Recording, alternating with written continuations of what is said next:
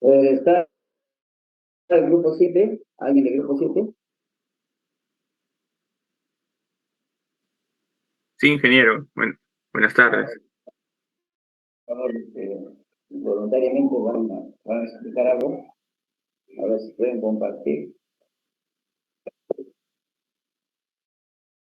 Mi compañero Cadío va a compartir, ingeniero. Ya, gracias.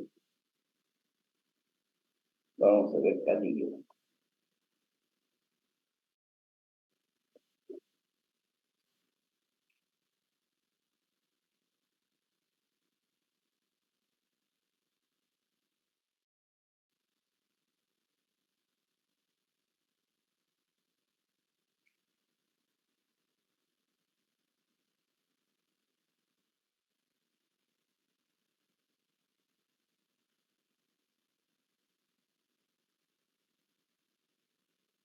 ¿Quiénes son los integrantes del grupo 7? Cadillo, ¿quién más? Disculpe, ¿se me escucha, profesor? Sí, sí, te escucho.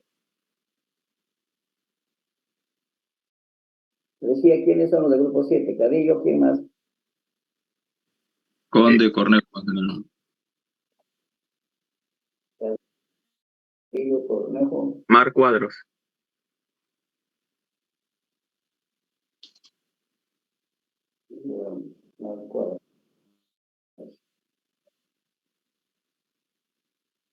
También Mena Mamani, ingeniero. Disculpe, ¿se logra ver mi pantalla? A ver, siga, ahora un ratito ahí, a ver, para poderlo tomar nota, ¿ya? Mar Cuadros, Mena Mamani, Cadillo Rodríguez, ya está ahí, Conde, ya. Gracias, pueden empezar. Ya voy viendo ya sus fotos ahí. Ya. Pueden empezar. Compañero, ¿puedes agrandarle el PPT, por favor? Para empezar la exposición. Se ve, ¿no? Disculpe, es que está un poco lenta mi señal. Sí, y se logra ver, ¿no? Buenas tardes, ingeniero. Bueno, somos el grupo 7, conformado por el compañero Mar Cuadros, el compañero Mena Mamani, el compañero Cadío Rodríguez y el quien le habla, ¿no? Conde Cornejo. En esta oportunidad, como grupo hemos elegido el tema de la sección 170, que habla de instalaciones de equipos de alumbrado. Siguiente, compañero, por favor.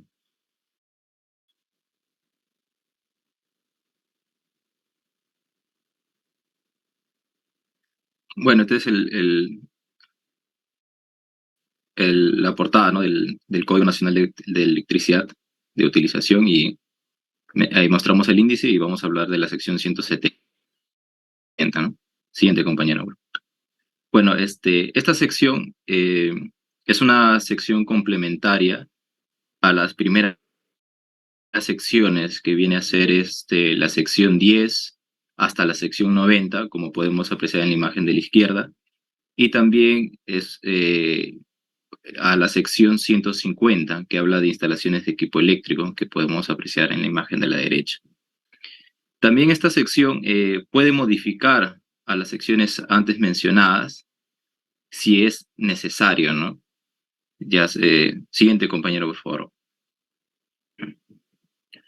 Bueno, esta sección 170 habla para equipos de alumbrado tanto para interiores como para exteriores. Ahí hemos hecho un pequeño resumen de todas las reglas que habla tanto para las luminarias interiores, que tenemos, por ejemplo, las reglas 170-100 a 174, que habla de equipos de alumbrado interiores. Eso es en forma general. Luego, por ejemplo, tenemos la 170-200 a 170-204, que habla de las ubicaciones de los equipos de alumbrado. La regla 170-300 a 330, que habla de instalación de equipos de alumbrado. Y así, ¿no? Hasta la regla 170-822. Este solamente habla de luminarias para interiores.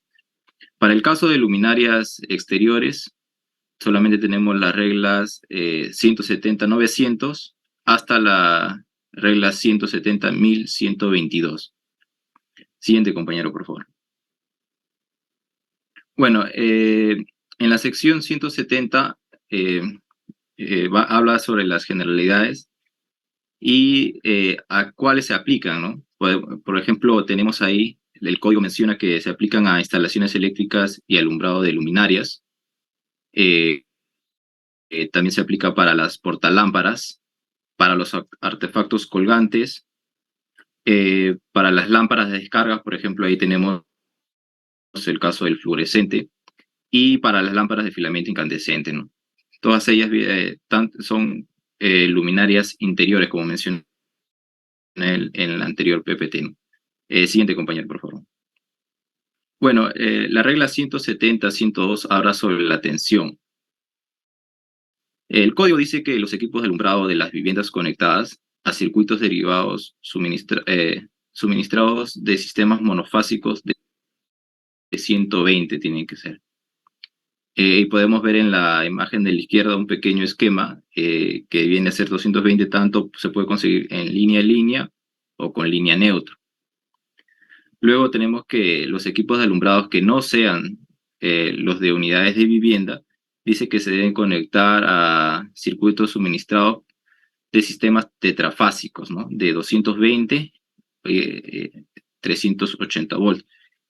Y en la imagen de la izquierda podemos apreciar lo que menciona el código, ¿no? Tenemos las tres líneas y junto con el neutro. Las tres líneas, la combinación de dos de ellas nos dan 380 y una línea con un neutro 220, ¿no? Siguiente, compañero.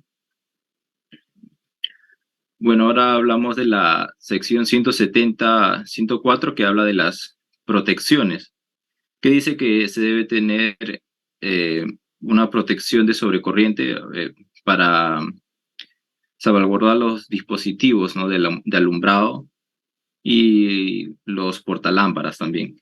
Y esto va a depender,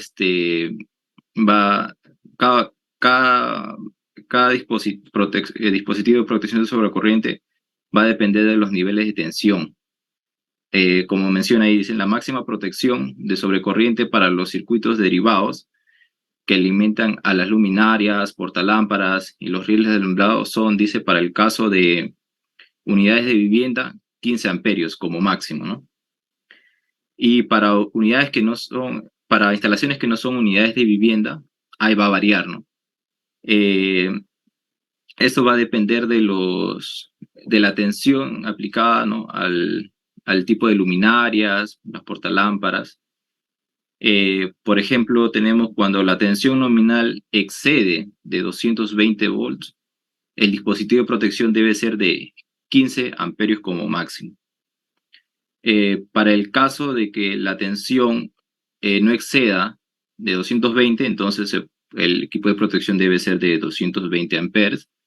Y para el caso de que no exceda de 220 volts, el equipo de protección debe ser de 40, pero hay que tener ciertas consideraciones de las cargas, como vamos a ver.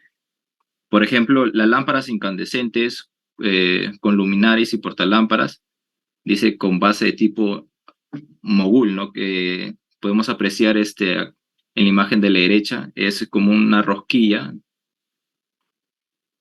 Siguiente, compañero, por favor. Y también menciona que otro de los aparatos es las lámparas de descarga de alta intensidad, que pueden contar o no con sistemas auxiliares de alumbrado, dice, ¿no? También tenemos las lámparas halógenas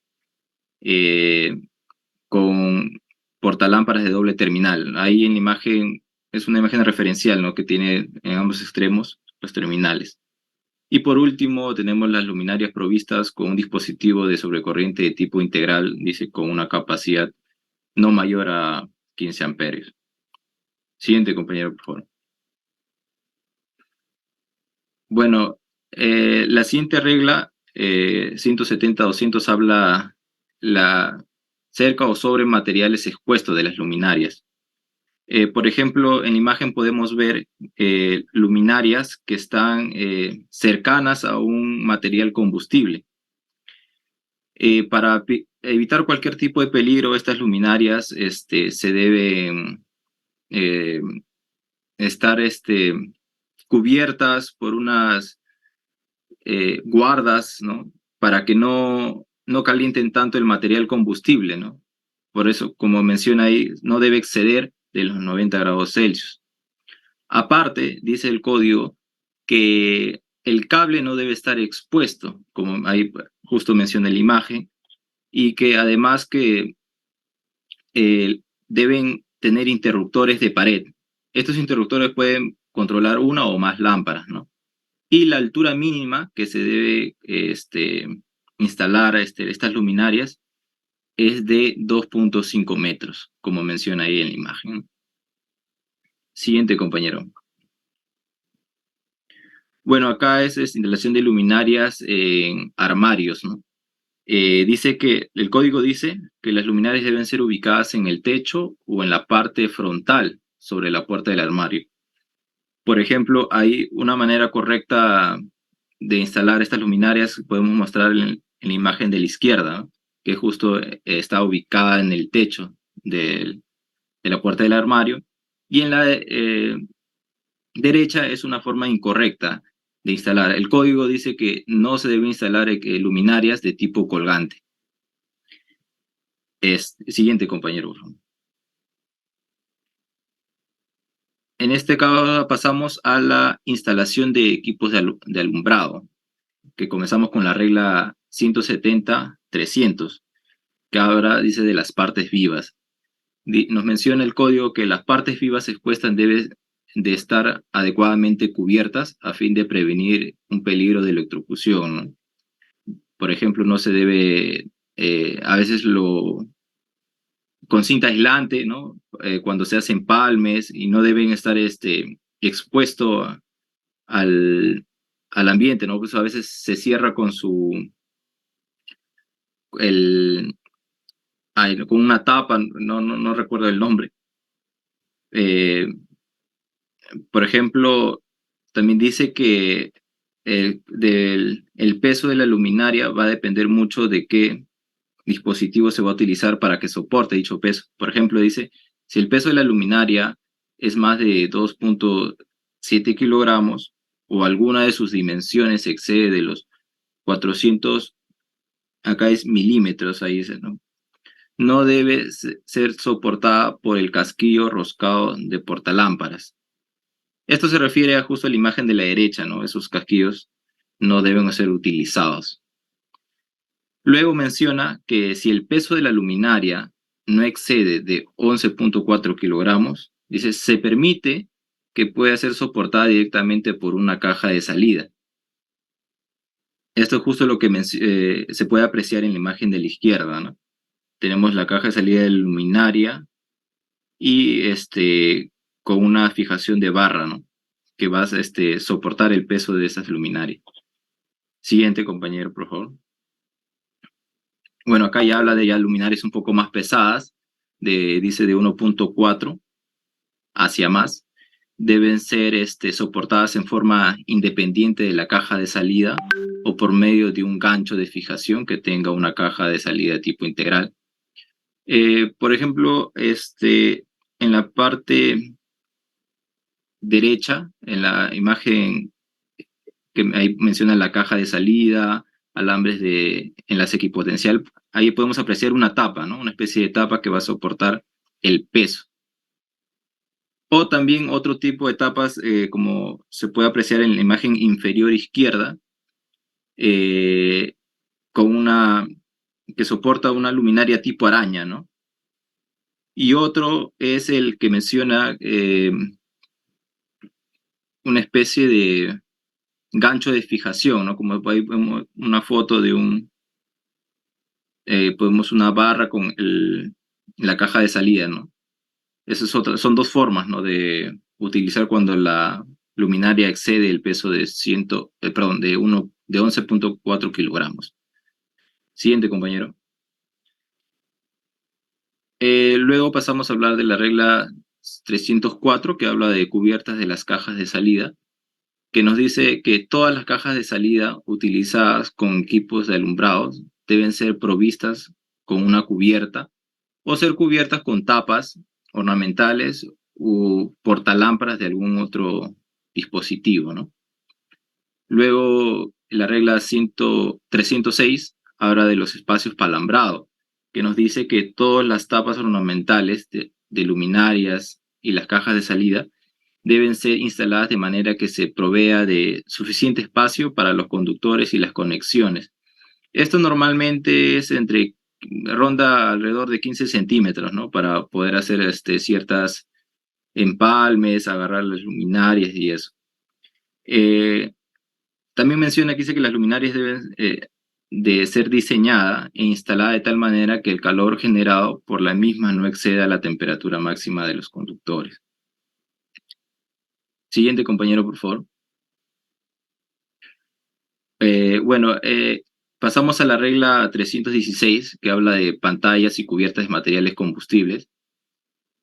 Justo lo que mencionamos las primeras presentaciones, cuando hablaba de luminarias cercas a materiales combustibles que deben estar cubiertas por cierto material. Acá dice que deben estar separadas una distancia adecuada. No, en el código no menciona qué tanto, ¿no? Por eso no lo he puesto ahí, pero es básicamente para proteger, ¿no? Luego, la regla 318 habla de la altura mínima de luminarias. Justo cuando mencionamos que la altura mínima era 2.1 metros para el caso de los luminarias expuestas a materiales combustibles. Dice, las luminarias o portalámparas fácilmente accesibles, ubicadas a menos de 2 metros sobre el nivel del piso, deben ser protegidos contra daños mecánicos, ya sea mediante una guarda o una ubicación adecuada, ¿no? La guarda se refiere a una especie de protección en sí, por ejemplo, cuando hablamos de la protección cuando están cerca de materiales expuestos, a eso se refiere. Luego hablamos de la regla 320, que habla sobre las luminarias expuestas a objetos volantes. Por ejemplo, acá el código menciona las luminarias en gimnasios o ubicaciones similares deben ser protegidas por alguno de los siguientes medios, dice, ¿no? Por ejemplo, dice los reflectores metálicos que protegen las lámparas de manera efectiva, las pantallas metálicas y las cubiertas de vidrio blindado o material plástico adecuado, ¿no? Siguiente, compañero, por favor. Bueno, la siguiente regla 324 habla sobre luminarias en lugares húmedos o mojados. Dice que las luminarias instaladas en lugares húmedos o mojados deben ser aprobados e identificadas para este tipo de ambientes. Por ejemplo, en la imagen de la derecha podemos apreciar un tipo de luminaria que se utiliza para piscinas, ¿no? Además, el código menciona que estas mismas luminarias que se utilizan para lugares mojados también se pueden utilizar para lugares húmedos. Luego, la regla 324, que habla sobre el alambrado de escaleras en unidades de vivienda, nos menciona que todas las escaleras en una unidad de vivienda deben ser iluminadas. Siguiente, compañero. Por ejemplo, acá tenemos escaleras que dice que el código menciona que cuando tienen más de 4 peldaños, estas deben tener dispositivos de alumbrado controlados por interruptores de 3 vías, tanto al inicio como al final, ¿no? En la parte superior de la escalera. Ahí podemos apreciar en la imagen encerrado con 2 círculos los interruptores que está al inicio de la escalera y al final. Siguiente, compañero, por favor. Luego habla también sobre el alumbrado en sótanos o bodegas sin acceso al exterior. Eso hay que tener en cuenta, ¿no? Que dice que se permite que tenga el alumbrado, pero controlado por un solo interruptor. Ya no interruptor de conmutación, ¿no? Se puede solamente interruptor y esta debe estar ubicada al inicio de la escalera. Acá, por ejemplo, hemos puesto dos imágenes. En el caso de la imagen de la izquierda, es un sótano, que, por ejemplo, ahí hemos encerrado con un círculo que no tiene interruptor en la parte baja, ¿no? Solamente va a estar el interruptor en la parte inicial, que es en la parte de arriba. Y, por ejemplo, en la imagen de la derecha, esta es una imagen que saqué en internet, que no cuenta justo de un interruptor, pero el código menciona que debe tener los interruptores tanto en azotea o en sótanos, al inicio. Por eso acá le dibujé un pequeño interruptor simple que debe tener para poder iluminar la azotea. Siguiente compañero, por favor. Bueno, ese le doy el pase a mi compañero Mena. Buenas tardes, ingeniero, buenas tardes, compañeros. Bueno, yo voy a hablar un poco acerca del alambrado de equipos de alumbrado. Siguiente, por favor, compañero. Bueno, básicamente en el código abarca más o menos desde la regla 400 hasta la regla 414, todo lo que tiene que ver con el alumbrado de equipo, ¿no? Justamente esta parte de la regla 400 nos menciona que el código nos menciona que como todo elemento eléctrico se deben tener precauciones, más que todo con el montaje del alambrado, ¿no? Para así reducir el mayor peligro por falla, ¿no? También nos menciona que todo alambrado eléctrico sobre y dentro de las luminarias debe ser cuidadosamente dispuesto, tampoco no debe ser expuesto a daños mecánicos y sobre todo debe ser dispuesto de una manera que no esté sujeto a temperaturas mayores que su temperatura nominal, ¿no? Para que no ocurra ningún peligro. Siguiente, PPT, por favor. Bueno, en esta parte del alambrado, la regla 402 nos habla sobre la codificación de colores de los conductores, ¿no? Nos menciona que los conductores deben tener un cierto tipo de colores, cierto tipo de codificación de colores, ¿no? Esto de acá nos permitirá asegurar una correcta polarización de los portalámparas, que como podemos ver en la imagen, básicamente los colores que más se usan son el negro, el blanco y el verde, ¿no? Que justamente sirven que son conductores de fase, neutro y enlace equipotencial, todos respectivamente. Y en la regla 404, el código nos dice que los conductores utilizados para el alambrado de luminarias deben tener como mínimo una sección transversal de 1 mm², ¿no? Esto básicamente es para que tenga suficiente capacidad de corriente, ¿no? Para que pueda soportar la carga. Siguiente, PPT, por favor. Bueno, en la regla 406 hablaremos acerca de las iluminarias suspendidas en cadena, que esto acá más se ve en lo que son las salas y cocinas, ¿no? El código nos dice que estas iluminarias deben ser usadas, o sea, se deben instalar con conductores trenzados, ¿no? Así como podemos ver en la segunda imagen, conductores trenzados. Básicamente esto nos ayudaría a mantener el peso de la luminaria de una manera correcta, ¿no? Para no provocar mucha tensión y así no dañar los conductores. Siguiente, PPT, por favor. Bueno, en la regla 408 hablamos sobre el cableado y el ensamble en luminarias que son empotradas, ¿no? Básicamente el código nos menciona acerca de la diferencia que hay entre luminarias empotradas contra el otro tipo de luminaria, ¿no? Porque en las luminarias empotradas, básicamente el calor no se disipa, ¿no? Así como en las otras luminarias. Y esto puede dar resultado a altas temperaturas de funcionamiento, ¿no? Lo que podría ocasionar fallas. Por ejemplo, en la figura de la izquierda tenemos ahí un ejemplo de lo que viene a ser el cableado, ¿no? Y también la caja de paso. Básicamente los conductores de un circuito derivado no deben pasar a través de una caja de conexión, ¿no? Así como se ve en la imagen, a menos que sea una luminaria aprobada y marcada, ¿no? Para este propósito. Y también podemos ver en la imagen de la derecha, que es el ensamble de las luminarias, se puede ver ahí dos ejemplos, ¿no? Uno que es la instalación de la luminaria empotrada, en la primera imagen, que básicamente se da así en todos los casos, y la segunda se da en lo que viene a ser en las habitaciones, ¿no? Y en la regla 410 también nos mencionan acerca de justamente las cajas de salidas, ¿no? Para estas luminarias, básicamente en cielo raso. El código nos menciona que para el alambrado de estos circuitos, básicamente se van hacia las cajas de salida, ¿no? En cielos rasos. Acá justamente se debe utilizar conductores que tengan aislamiento adecuado, ¿no? Para los 90 grados centígrados. Bueno, también hay una excepción con las cajas instaladas en lugares húmedos, ¿no? Como también lo explicó nuestro compañero, en las cuales se debe utilizar otro tipo de cable, ¿no? Si no me equivoco es el RHW o algún similar. Siguiente, PPT, por favor.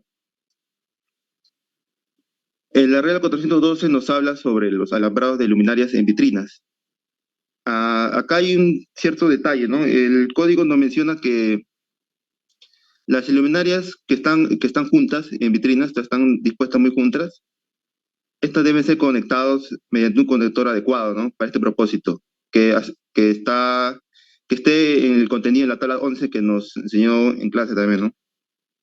Y la temperatura nominal no debe exceder los 125 grados. Y el condicionado entre los luminarias y los conductores, así como se ve en la foto, debe ser hecho en una caja de paso, ¿no? Y esta debe ser mantenida a cierta distancia de luminarias de tal manera de que no sean sometidos a su temperatura, ¿no? Y así no excedan su valor nominal. Siguiente, PPT, por favor. Bueno, acá en la regla 414 hablaremos sobre la conexión de conductores de ramales. El código nos menciona que en los circuitos se requiere que un conductor tenga una sección transversal no menor de 2.5 milímetros cuadrados, ¿no? Y que sea utilizado con un circuito derivado de 20 amperes de corriente, más o menos. Acá es fundamental lo que viene a ser la longitud del conductor, ¿no? Que no debe ser mayor a 7.5 metros. Esa es la característica fundamental de esta regla. Que como se ve ahí en el ejemplo, la longitud máxima del conductor derivado en todos lados es de 7.5 metros, ¿no? O sea, más de eso no puede sobrepasar. Así como se ve en el ejemplo 2 también, así hay una caja de unión, igual no puede sobrepasar esa distancia.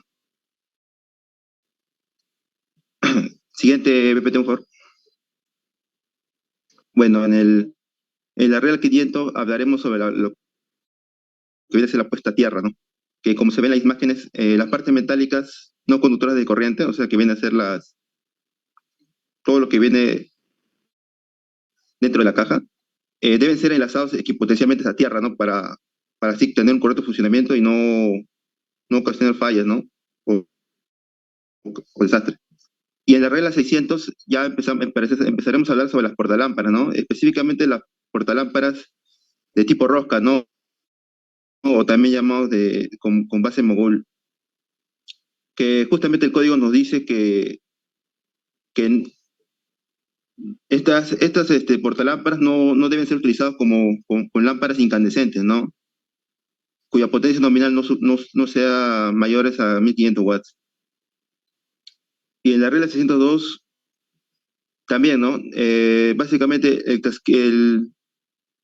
si es que existe un conductor que esté conectado al casquillo de la portalámpara, es importante que este también esté conectado a una puesta a tierra, ¿no? Para poder evitar un peligro de electrocución.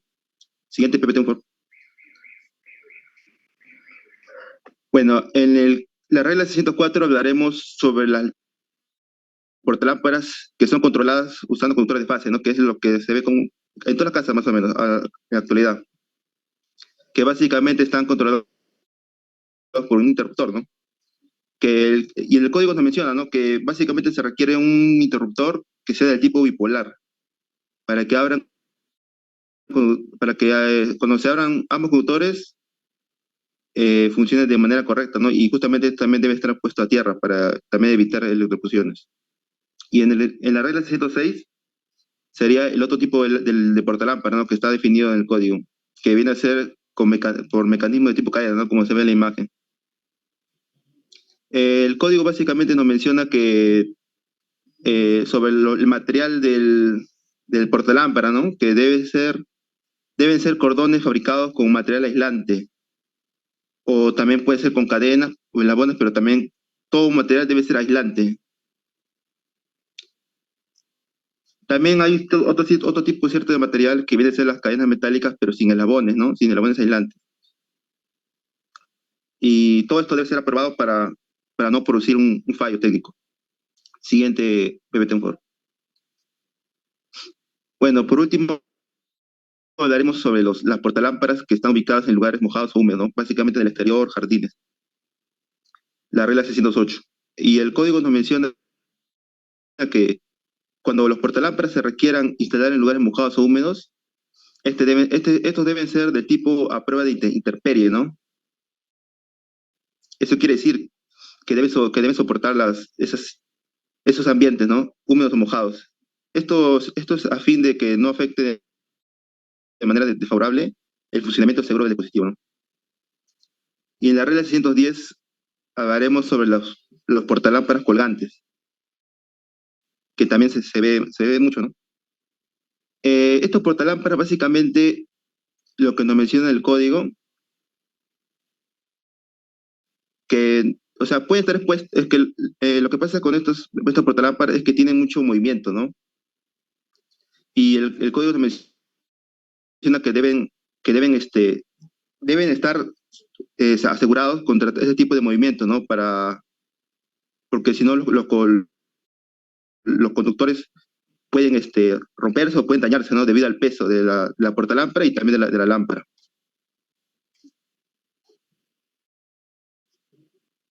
Y otro detalle que nos menciona el código es que los conductores colgantes que alimenten al portalámpara, básicamente que los que tengan con casquillo roscado o tipo mogul, así como lo expliqué, no deben tener secciones menores que los 2.5 milímetros cuadrados, ¿no?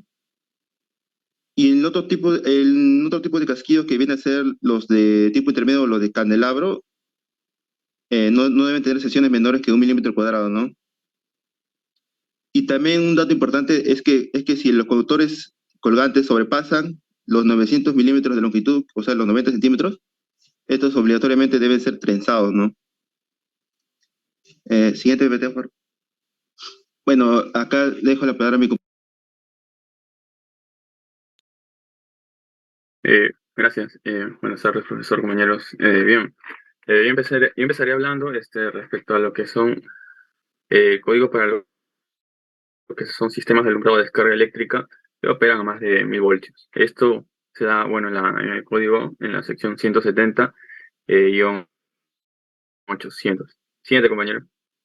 Bien, aquí se habla de que tanto todas las luminarias como todos los circuitos secundarios de tubos que tengan una tensión a circuito abierto superior a 1000 voltios deben de tener de manera clara y también visible eh, unas palabras escritas eh, y tanto también se debe de especificar un número el cual va a ser la tensión secundaria a circuito abierto expresada obviamente en números y pues bueno, los parámetros de medida que deben de tener estas letras deben de ser de no menos de 25 milímetros de alto eh, y se debe de tener bien especificado, como ya se lo había dicho anteriormente, las letras de la tensión secundaria del circuito abierto en tal caso. Bien, respecto a la regla, al código 100 de la sección 170-806 respecto a los transformadores, la tensión secundaria a circuito abierto debe ser no mayor a 15 kilovoltios. Además debemos de tener en cuenta de que el extremo opuesto a tierra de cada devanado en este caso de alta tensión, debe de ser conectado mediante un conductor de cobre cableado aislado, con una sección que, según lo especifica el código, no debe de ser menor a 2.5 milímetros cuadrados, conectado a tierra. Además de que los devanados de alta tensión de los transformadores que operan a más de 1000 voltios no deben de estar conectados en serie y tampoco deben estar conectados en paralelo. Eh, pero sí, cada uno de estos de los transformadores tienen en un extremo de su devanado de alta tensión conectado a tierra y a la cubierta del equipo. Esto debemos de tener bien en cuenta eso.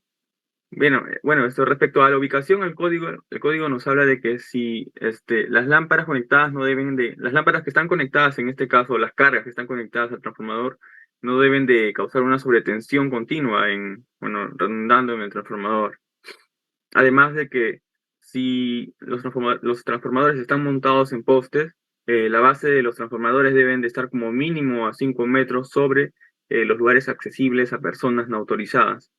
Además, se permite que los devanados de alta tensión sean conectados en serie, formando un transformador equivalente con la derivación central conectado a tierra. Bien, cabe recalcar también que el código habla de que los materiales combustibles adyacentes no estén sometidos a temperaturas superiores a 90 grados Celsius, ya que esto representaría un peligro latente hacia el transformador.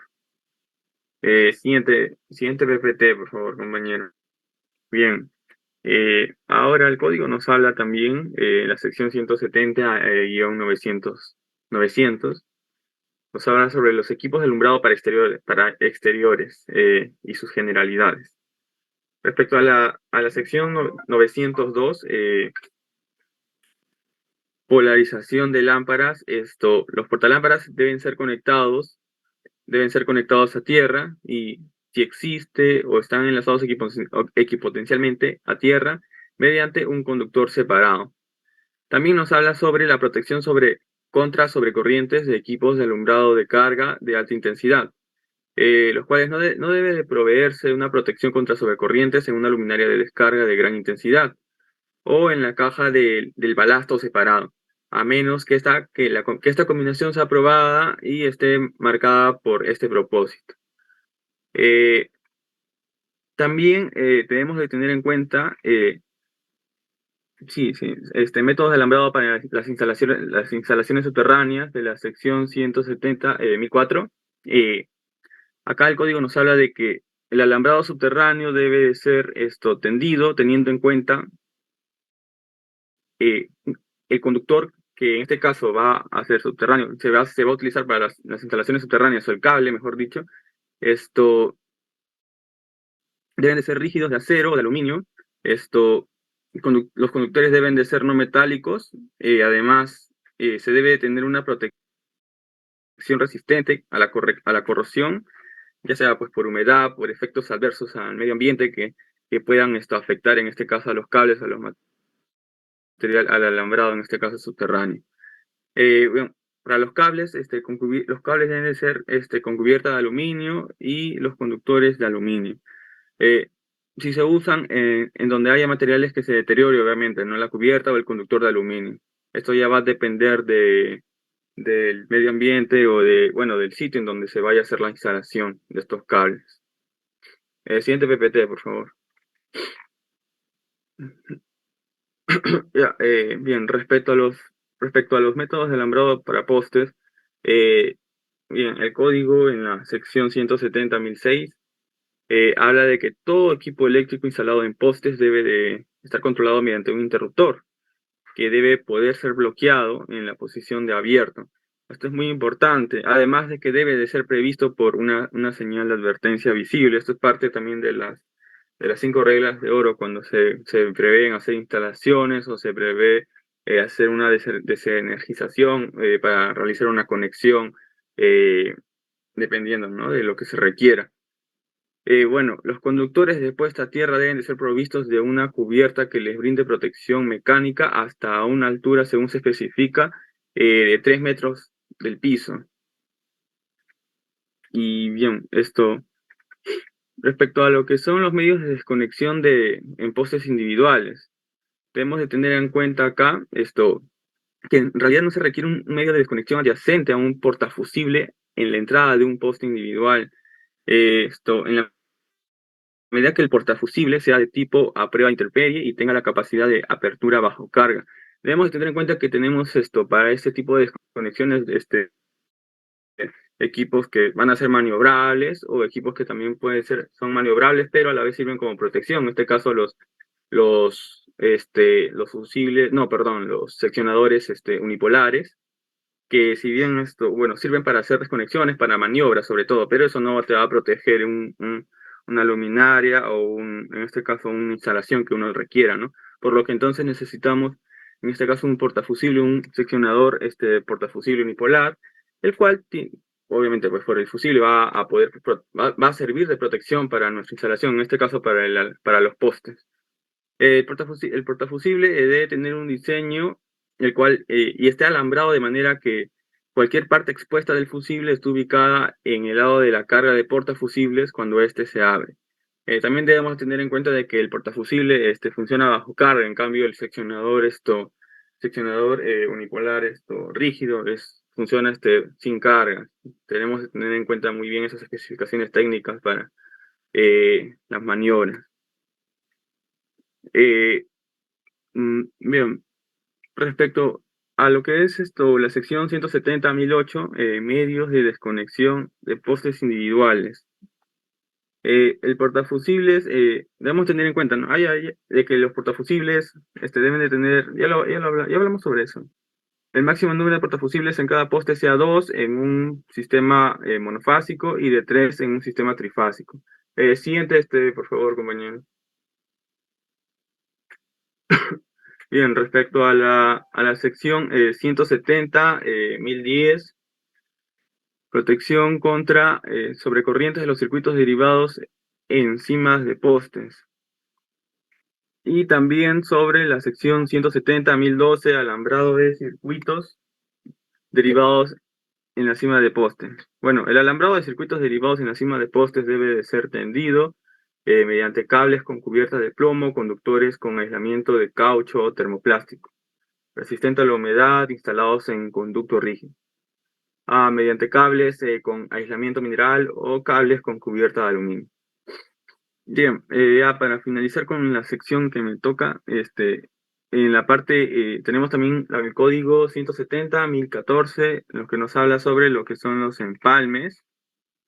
Bueno, pues se permiten empalmes en el alambrado expuesto en la cima de postes y no deben haber uniones o empalmes de conductores al interior de los conductos o las tuberías. Bueno, le doy paso ahora a mi compañero Víctor para que continúe con la sección 170.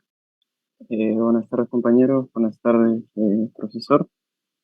Continuando con la parte, compañero, tenemos ahora la 170.18, que nos habla con la protección contra sobrecorriente de transformadores, ¿no? En esta parte nos mencionan que la protección contra sobrecorriente de los transformadores debe cumplir los requerimientos de la sección 150, ¿no? Y tenemos protección para estos casos en la sección 252, 254, 256 y 260, ¿no? Según los niveles de tensión para transformadores secos y también de medida. ¿Se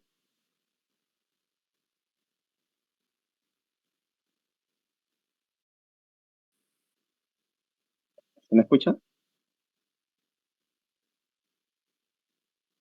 Sí, sí, te escucho, adelante. Parece de la acción. Ahora sí, disculpe. Siguiendo con la 1070, 170, 1020, perdón, que nos habla de control de reflectores, ¿no? En esa parte nos habla de los interruptores que deben tener los transformadores, ¿no?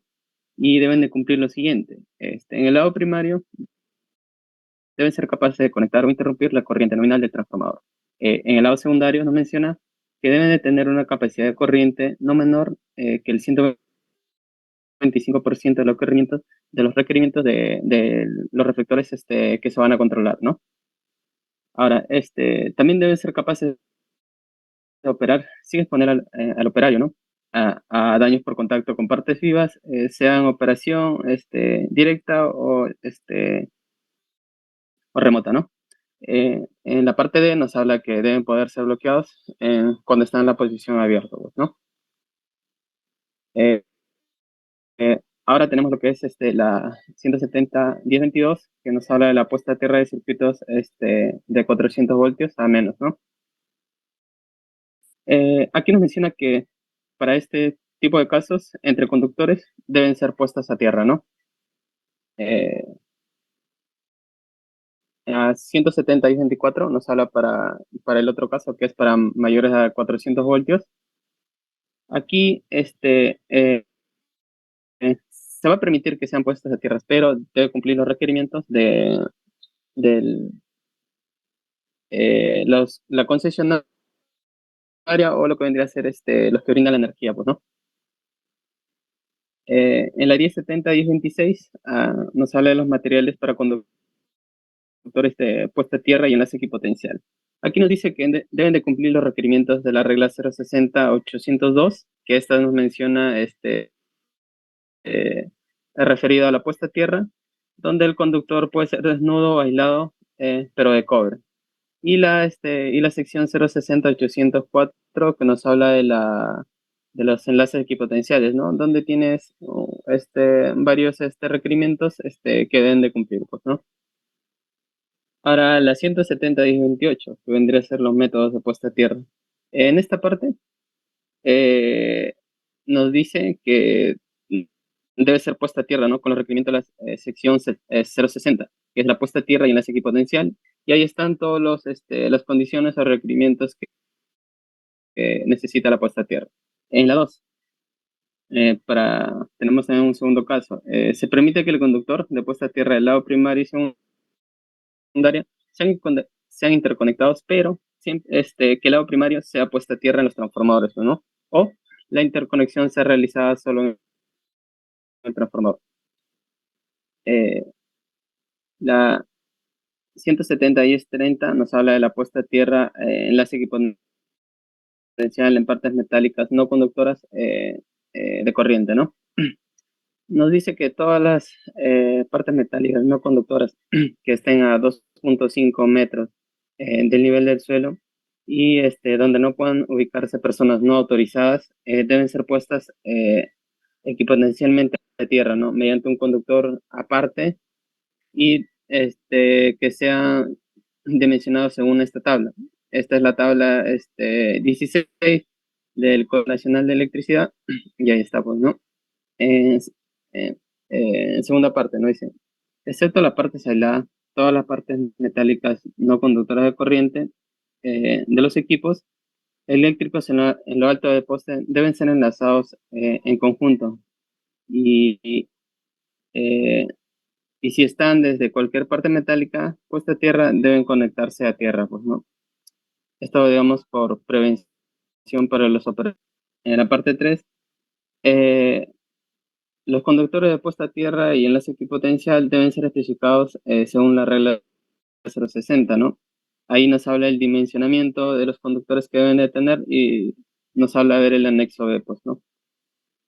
En la 170 y 32, la instalación de pararrayos, ¿no?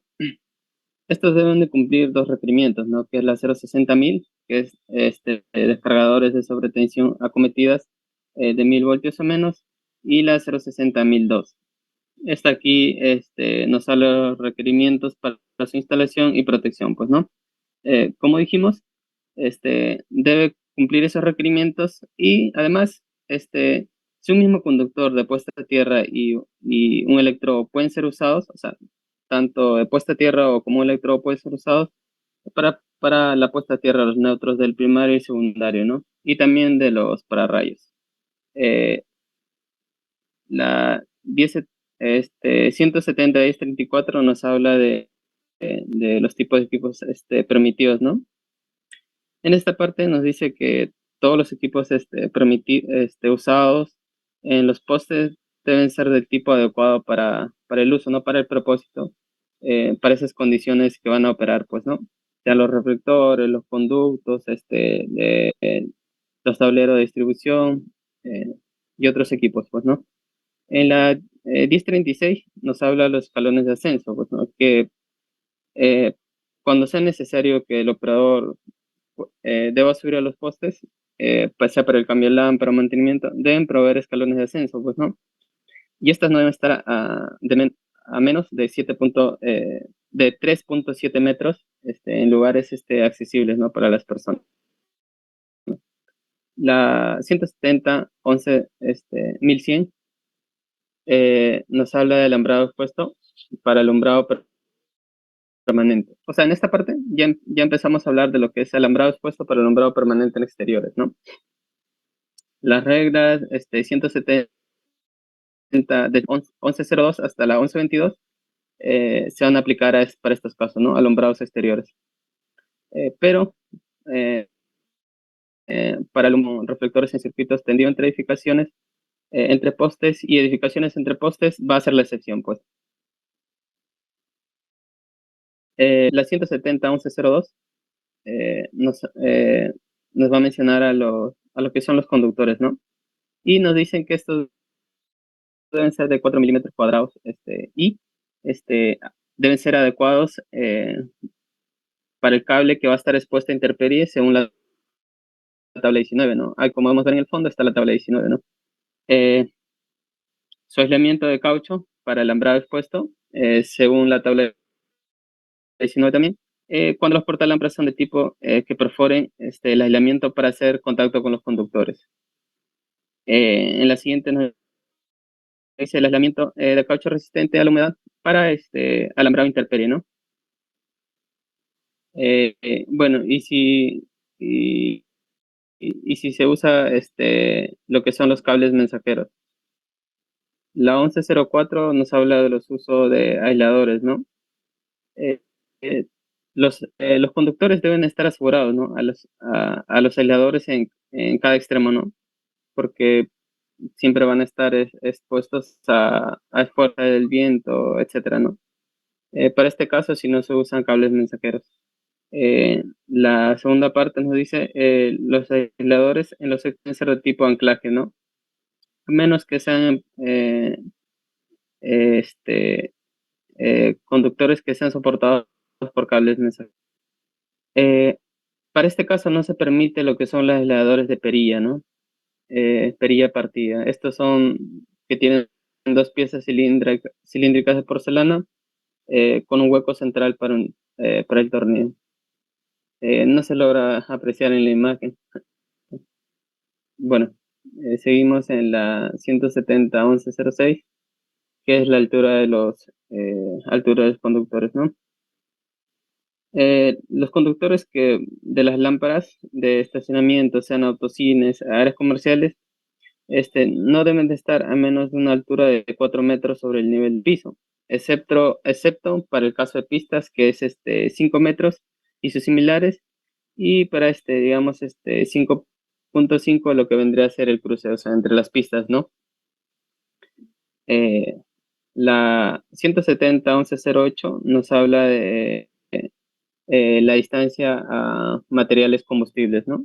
Aquí nos dice que no deben de estar a una distancia menor de 1 metro, no menor de 1 metro de cualquier tipo de combustible, y para el caso de lo que son los circuitos en los puntos de las edificaciones o postes, para estos casos se podría obviar la distancia de 1 metro, ¿no? En la 170-110 nos habla de la separación de conductores, ¿no? Nos dice que deben estar separados entre sí a 30 centímetros mediante espaciadores aislantes, ¿no? En intervalos no mayores a 4.5 metros, o a menos que sean asegurados y soportados mediante cables mensajeros. En las portalámparas, ¿no? Las 170.1112 nos habla de ello, ¿no? Deben ser de tipo de intemperie, dado que van a estar al aire libre. Deben tener conductores de conexión permanente conectados, o sea, siempre van a estar conectados. Terminales del tipo que perforen el aislamiento y hagan contacto con los conductores.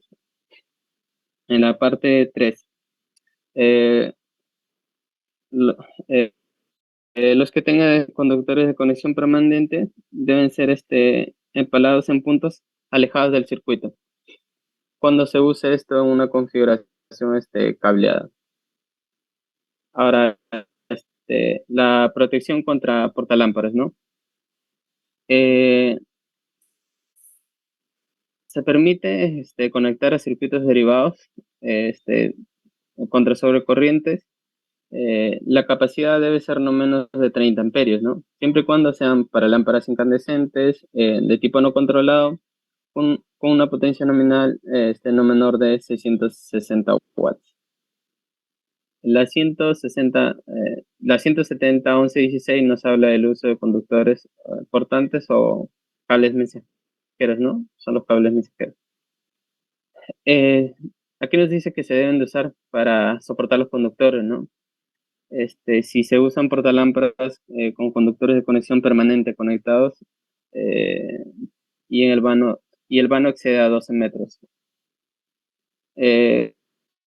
Para este caso, en la B nos menciona que para todos los todos los casos, que siempre y cuando se usen portalámparas que perforen el aislamiento, ¿no? Que es un tipo de portalámpara. En la 2 nos habla de los conductores portantes, deben ser asegurados en los extremos, ¿no? Y puesta a tierra según la 060. Como ya se mencionó, la 060 habla de todos los requerimientos para la puesta a tierra, ¿no? Y además nos dice que deben de ser asegurados en un cable mensajero. Asegurados al cable mensajero, perdón. La 170, 1118, nos habla de la construcción de cables mensajeros. Nos dicen que deben de ser de acero galvanizado, también, o de acero con recubrimiento de cobre, o acero inoxidable, ¿no? Y estos no deben ser menor a 7 hilos. Eh, en la segunda parte nos dicen el acero galvanizado debe tener un recubrimiento de 46 gramos por cada metro cuadrado, ¿no? Eh, su, re- su resistencia de rotura no debe ser menor a 3 veces la máxima carga de trabajo, ¿no?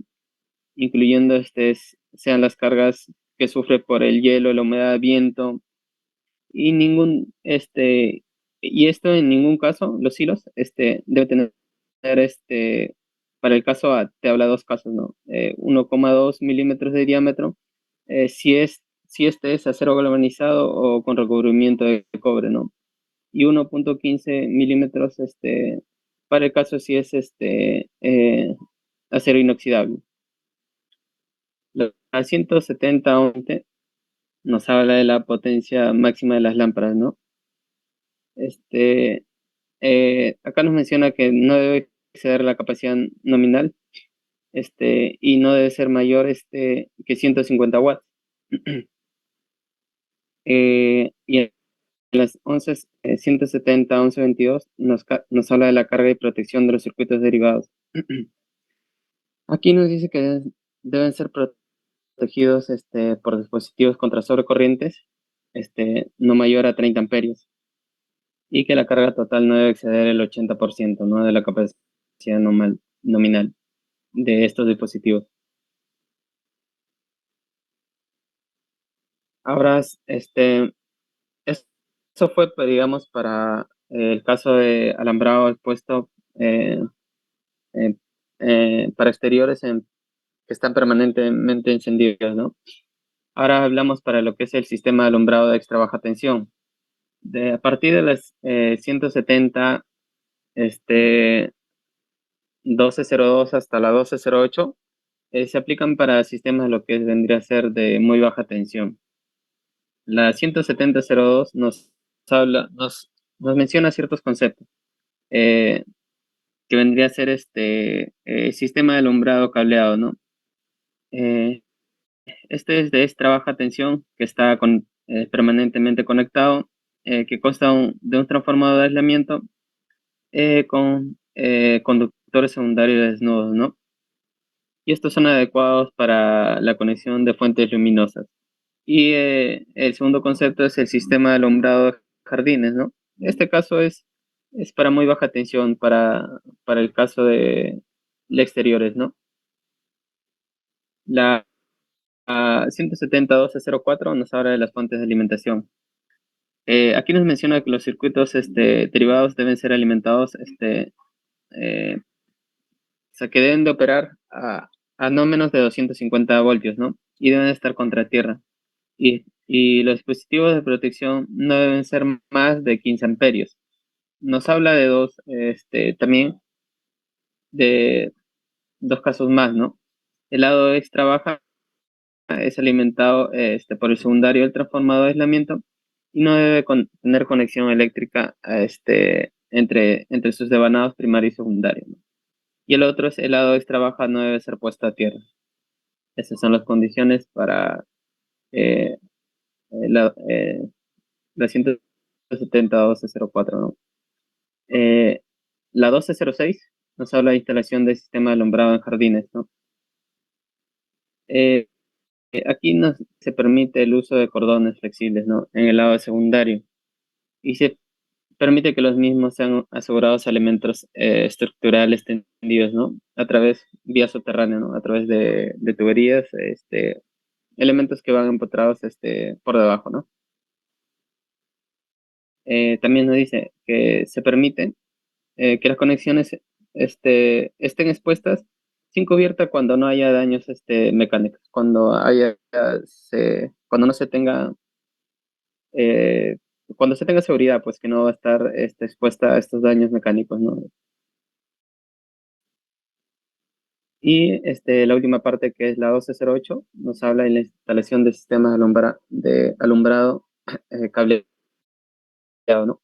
Aquí nos menciona, tenemos 6 partes. La primera, que nos dice que se permite el uso de conductores sin aislamiento eh, para el lado de extra baja tensión, ¿no? Que este caso va para el lado del alumbrado, ¿no?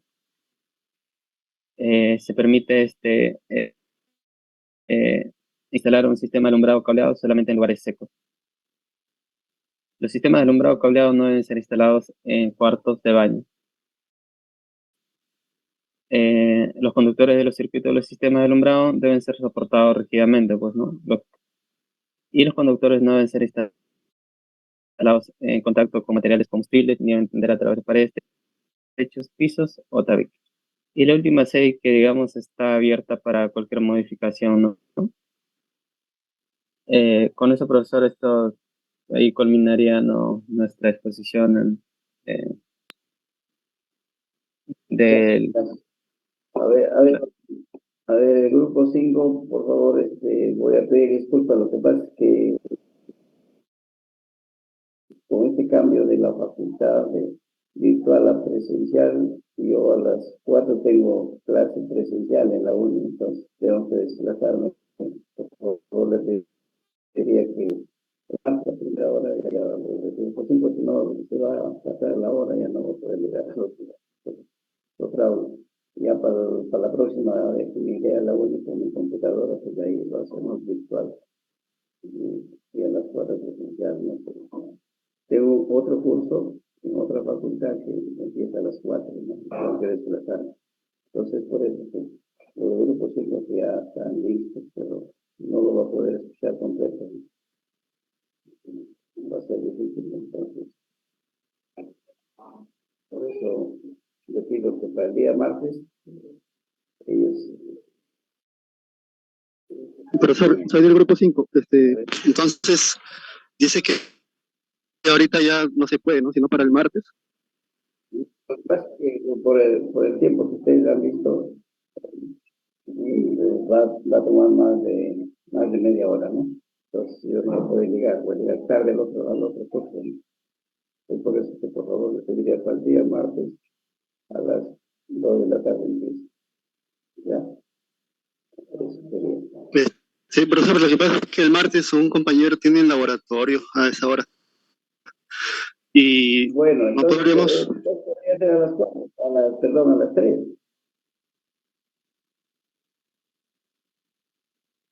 No le escuché. ¿Puedo repetir? Bueno, podría ser a las 3, entonces, pues, como tenemos 2 a 5, podría ser a las 3. Y otro grupo empieza para las 2 de repente, ¿no? Ustedes como grupo 5, o a qué horas, o a las 4, no sé. Pues. Porque el delegado me ha pasado esa información, ¿no? Y de acuerdo a esa información, hay una programación, pero como les dije ahorita, estoy sobre la hora para desplazarme a la uni, ¿no? Porque tengo que llegar ahí. Profesor, pero el martes ahí no tendría inconveniente a las 3 o a las 4. El 4, ¿no? Porque, o sea, en la clase pasada, un compañero le preguntó si a las 3 podíamos, Y usted dijo que sí, entonces este martes que viene, ahí ya no habría inconvenientes a las 3 o las 4. No, no habría inconveniente, pues, porque ese día pues toca virtual todo, ¿no? Ya no tengo ninguna clase presencial. Ahorita yo tengo una clase presencial a las 4. Es por eso que tengo que irme de la casa, de mi casa, tengo que ir a la 1 para poder llegar a las 4. Si no voy a llegar más tarde, ya no, saben que no es posible. Por eso estoy diciendo que para el grupo 5, para el día martes, sí. Ustedes me dicen que a las 3 escuchan. Está bien, profe, está bien, no se preocupe. Ya.